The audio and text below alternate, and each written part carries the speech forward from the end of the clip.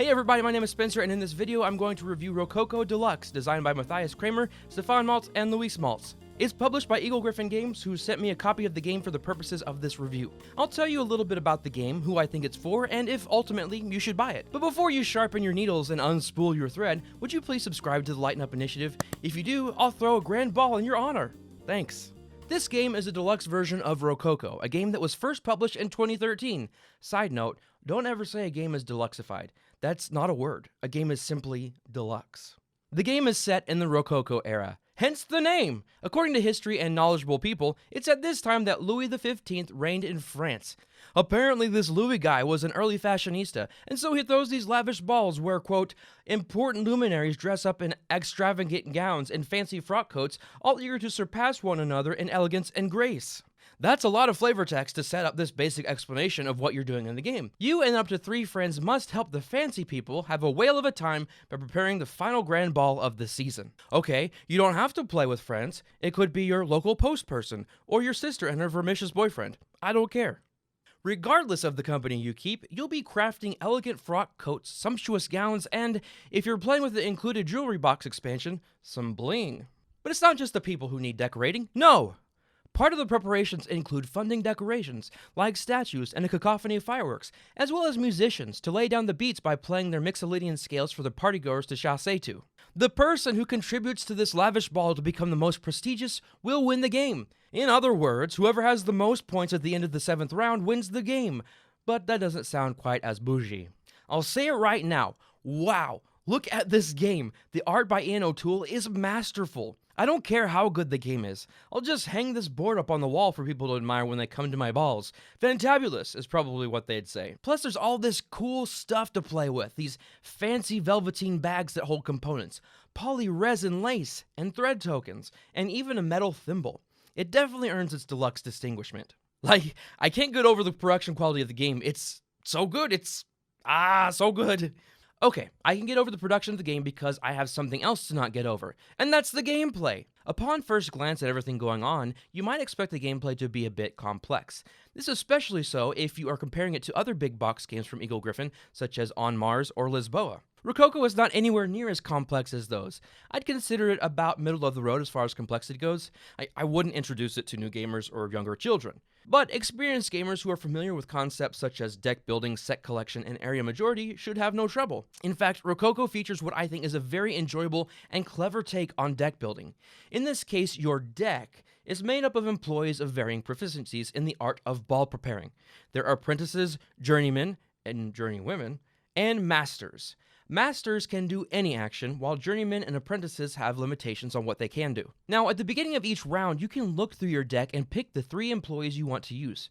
Much more strategic than shuffling your deck and choosing at random. When you want to hire a new employee, you add them to your hand to use that round instead of discarding them. I just love this idea of hiring employees. And when your deck runs out, you simply take all the used employees, move them back over to the unused side, and they're available for you to use again. It all makes sense thematically, which is a major plus for me. Now, there is a lot going on that game board.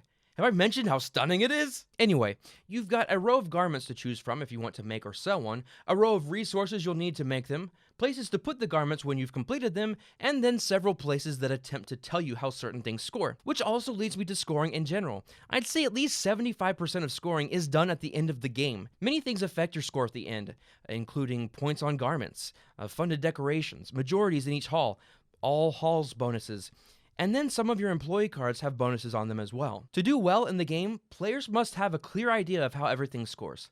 Unlike me in my Aspect of Modern Math course in college, you can't just kind of stumble your way through and expect to do well. Which isn't a foreign concept, I realize, but worth stating since that isn't always the case with all games. But scoring in multiple ways is a huge plus in my book. Getting points by doing a variety of actions and tasks, also known as point salad, is a great opportunity to explore which is the best strategy for you every time you play the game. So it can be a refreshing experience each time you get the game to the table. As my friend and now esteemed colleague on the Lighten Up initiative, Segan Walker, would say, there's a million ways to win. If you're like me, that means there's a million ways to lose. But with many decisions sometimes comes the difficulty to make those decisions, something us snobby gamers like to refer to as AP, or analysis paralysis. I don't think it's going to be a problem for everybody, but I've seen it happen with people who tend to overanalyze everything. Now that's going to impact your elapsed game time, obviously. I find that on average the game lasts about an hour and a half to 2 hours. The game is only 7 rounds long, and at a minimum each player will get 3 actions, but could get more if they have additional employees. Do the math, that's 21 turns per player, but I do think turns tend to go quickly. As the game goes on, turns will probably get a little longer since players will have the ability to keep hiring employees, which in turn grants them more actions. But honestly, it doesn't feel like it takes that long in my opinion. Technically, I don't have to say, in my opinion. Isn't that inferred since this is a review? Like, everything I say is my opinion, except for a few facts, like polyresin or expansion. Oh, and let's talk about expansion content. There's quite a bit of extra stuff in this version of Rococo. New to this edition is the Madame du Barry solo mode, which I just adore. You play against this automated player, Madame, controlled by a deck of cards. Boy, is she tough to beat. I can't win, but the gameplay is smooth and challenging in a way that I believe if I just played better, I actually could win. This doesn't feel like something that's just been tacked on. It is well designed and developed and definitely a value add. Then the Festivity Dresses and Fancy Dresses expansions basically add a few more dresses that are more difficult to complete, but are worth more points. Not too game changing, but nice nonetheless. And finally the Jewelry Box expansion, which adds jewelry. Now this is going to change up the game the most. A second smaller board is actually added to display the jewelry. New employees are available to hire, and they can complete final examinations, because there's no better time for an exam than during the event you should be preparing for. With that expansion, there's a whole new set of rules that aren't necessarily complicated, it's just more to keep up with both component-wise and in player strategies. It is nice to have the option to add it in or leave it out. Honestly, I tend to play without it because at this stage in my Rococo playing history, I still enjoy the base game as it is. I imagine that when it starts to feel stale, however long from now that may be, I'll probably end up adding in the jewelry box. It's fun, but you definitely don't want to include it on your first play, or the first plays of any of your friends, or your local post person, or your sister and her vermicious boyfriend. Finally, the thing that makes the entire game worth the price is the helpful player aid. Okay, I exaggerate, but only slightly. This player board sits in front of you. One side is for your deck, and the other side is for your discarded employees. On the board shows you the order of the rounds, and the actions you can take during the action-taking turn. Something seemingly insignificant, but honestly is a game changer. Plus, like everything else in the game, it's just so dadgum pretty. Whew. That's a bit longer than I usually go in my reviews, but there was a lot to cover. So let's get down to brass tacks, is such a weird phrase.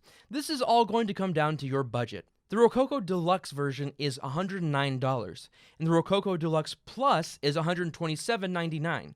Now, I don't have the Plus version, but here's what it adds. The Expert Tailors expansion, a multicolored polyresin queen figurine, 32 alternative garment tiles for festivity dresses from 8 worldwide countries. Is all of that worth the extra $20?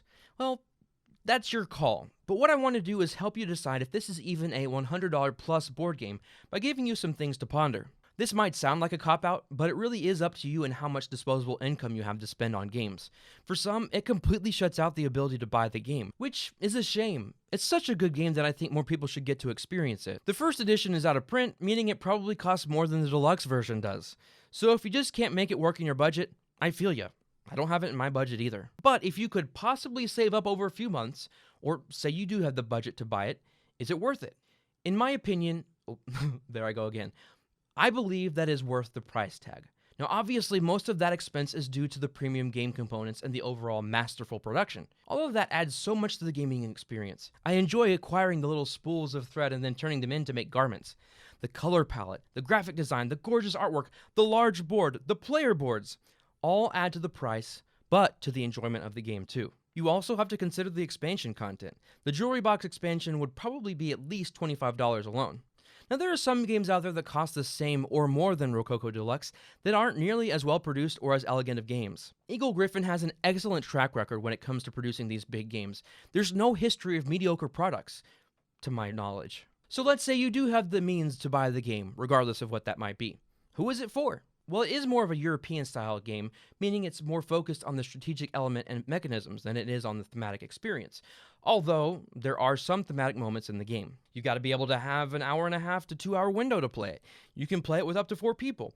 Each player count is enjoyable, even the solo mode adds value. Gamers who want a premium gaming experience, or a masterpiece to play with, or if you're the kind of person that would rather buy the game deluxe from the start, rather than seek out ways to bling out the game later. But who could this be a wrong fit for? Well, if you just want a casual game, this might not be worth the investment. People who don't like point salad style games may not enjoy it either. Do you even care about the upgradedness of the game? So, should you buy it? Now, this is probably the most difficult question I've had to answer about any game. It comes down to, is the game itself, minus all the visual and tactile elements, worth $109? I can't confidently say it is. Now, to be clear, I can't think of many games that are. Sleeping Gods or Gloomhaven come to mind because of the sheer amount of content they provide. So if all you care about is gameplay, you might be better off investing your money elsewhere. But add in everything else, the production, the expansions, the components, and I think it is worth the price tag. In fact, as a complete package, here's my rating. This game is lit! An elegant game restored to life through the hard work of the designers, illustrator, graphic designer, and the Eagle-Gryphon team. It's a game I love and will hold on indefinitely, thanks in part to the new elements. Although, it was already an outstanding game. That's all from me. Can you imagine how long this video would be if I actually went into detail about everything? Too long. Thanks so much for sticking around to the end. Since you did, that tells me you love me, and since you do, would you give this video a like and subscribe to the channel? Also, if you enjoyed this content or any other content produced by the Lighten Up initiative, please consider pledging a small amount to our Patreon, patreon.com/heylightenup. You'll be helping me, my wife Lara, and friend Segan continue to create and improve our board game content. Until next time, don't take the board game hobby too seriously, just lighten up.